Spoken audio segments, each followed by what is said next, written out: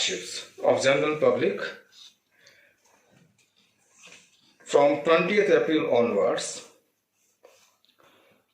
certain activities will be opened up, and I'll just quickly run through the list. Why I'm dwelling at length on these guidelines, the reason is that through media, everybody should understand the rationale behind these guidelines and also understand very, very clearly what is permitted, what is allowed, and what is not allowed. All health services will remain open, which includes hospitals, nursing homes, chemist shops, medical shops, laboratories, and veterinary hospitals also.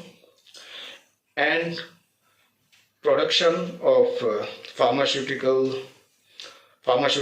medical devices, and movement of all medical and veterinary personnel, scientists, nurses, paramedical staff, lab technicians, whether it's interstate or intrastate. So health services are, in a nutshell, fully open and fully operational. Agricultural and related activities have been now allowed, so farmers can freely go and work on their farms. Fisheries related activities are also allowed. Tea plantation, specifically in our situation, tea will operate with maximum of 50% of the workforce. That is allowed. Similarly, as far as animal husbandry related activities are concerned, collection, processing, distribution of milk products, and their transportation is allowed. Activities of poultry farms are also allowed. Animal feed, manufacture, distribution is allowed. Goshalas will be allowed to operate. As far as financial sector is concerned, banks and ATMs and the related activities will be allowed. Insurance company offices will function normally. Then in social sector, children homes, homes for disabled, mentally challenged, homes for senior citizens, destitute homes, homes for widows, juvenile homes, etc. will be allowed. Then activities relating to distribution of pension to aged people, widows, freedom fighters, etc. will also be allowed. As far as Anganwadis are concerned, distribution of food items and nutrition once in 15 days will be allowed.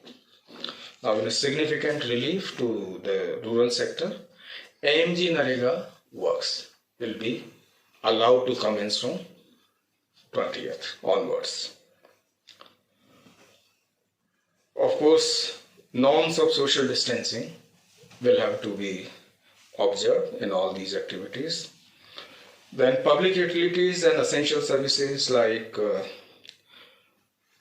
transportation, distribution, storage, and retailing of petrol and petroleum products, CNG, LPG, PNG, etc. is allowed.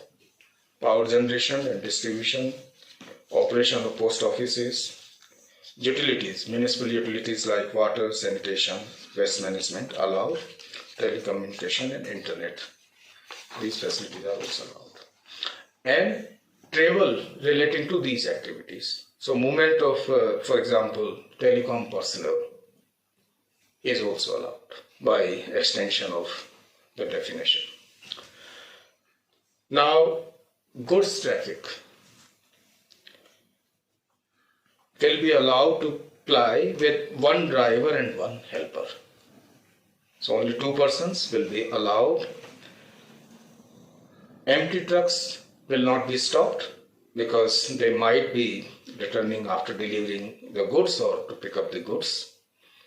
And of course, the specific guidelines as far as interstate movement of trucks is concerned, Transport Department and district collectors will issue additional guidelines. But in general, movement of goods is allowed. But then we'll have to see in our situation and circumstances what are the additional precautions that we need to take.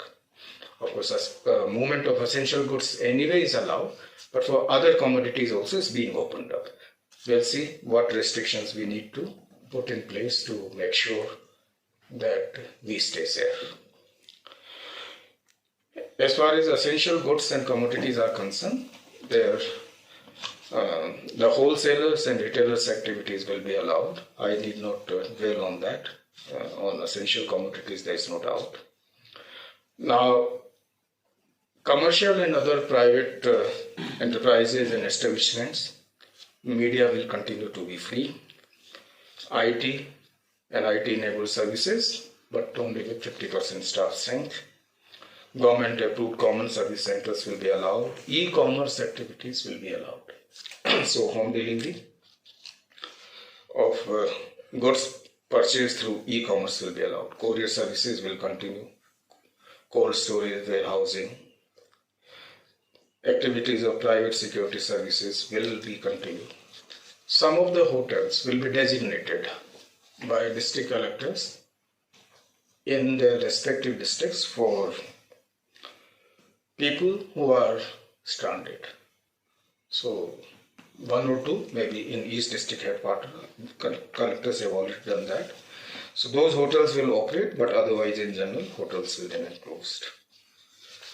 So, and then, of course, self-employed persons like electricians, IT repair personnel, plumbers, motor mechanics, carpenters, etc. They will. Industrial establishment in rural areas, all industries can operate.